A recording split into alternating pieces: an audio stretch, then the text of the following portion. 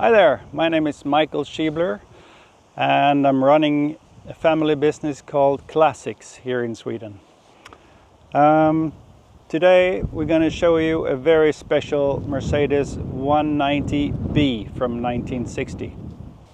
And maybe you're thinking it's just a sedan Mercedes 190B, but if you actually go out and look today, if you make a search for Mercedes 190, you'll probably find that for every 100 190 SL, you will find approximately 10 Mercedes 190 sedan cars. And I think the reason for that is that if you bought a Mercedes 190 SL, it was like a real sports car, convertible, a collectible, maybe already from the beginning. But if you bought a 190B, a sedan, you meant to use it for daily driving and drive it quite a lot. And that's what people did with these cars, because they were very user-friendly. Certainly not a cheap car. This car here costed approximately 1,500 euro, 16,000, 17,000 crowns when it was new. So it was a high-end, but still a medium-sized car. I am very excited about this car, and maybe not so much because it's a 190 sedan. It's more like the condition of this car, which is absolutely crazy. The car has covered only just over 63,000 kilometers today, and it's completely original. 95% of the paint of this car is still the original. The chrome, headlights, everything. And the best part of it, perhaps, the interior, the cloth interior with the rubber mats, everything is completely original. Headliner is completely free from stains and absolutely beautiful. Instruments, they look like new.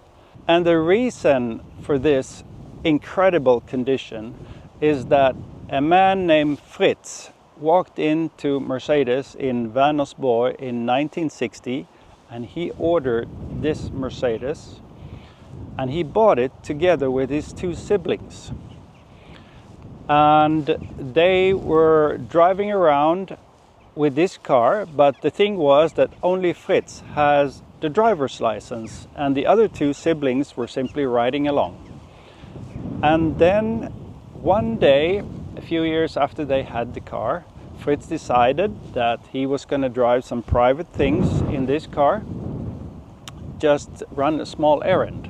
And then the other two siblings discovered that he had taken the car without telling them, and they got very pissed off, and they called to a meeting where they said he was absolutely not allowed to drive this car on his own.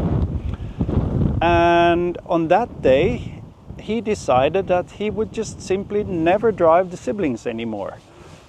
And since they were all sharing the costs for this Mercedes, he said the car still has to be serviced every year. So we have to take it down to Mercedes, get it serviced and take it through technical inspection and then put it back in the garage. And all the siblings has to pay for all of it. And that's what happened for all the years that they owned the car. You can see in the documentation, in the papers, the car is taken to Mercedes. The Mercedes people even asked him at one occasion that, are we really going to change the oil because you have covered only 15 kilometers since last oil change? But he said, yes, go ahead and fully service the car. Take it through inspection. You can see there is a document. It's taken through technical control every year up until today. And later on, the siblings, of course, they got older and they passed away. And then finally the car was left standing without any owner. And a museum in the neighborhood, or a collector, they took over the car, and then finally it made its way to another man, a policeman, that we later on bought the car from. So when you look through the documentation, there is everything. You have everything from the first sales invoice, and you can see there that the car was ordered with these extra headlights, the chrome on the wheels. It was ordered with a special set of Mercedes blankets that probably have been lying over the seats over all these years, and that's probably why it's so beautiful today. There is also the little, in Sweden you got a little metal card with your name, so Mercedes could easily slide their you had these machines that you slide over. That is with the car. Of course, the original tools and the original jack and spare, everything is today with the car, and it's completely original, all collected in a binder. We have had probably in the region of 2,000 classic cars passing through our hands over the years.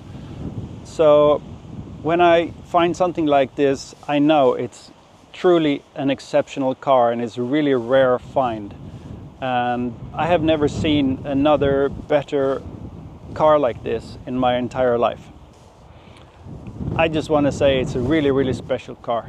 And I want to thank you for watching this video, and we'll see you in the next one.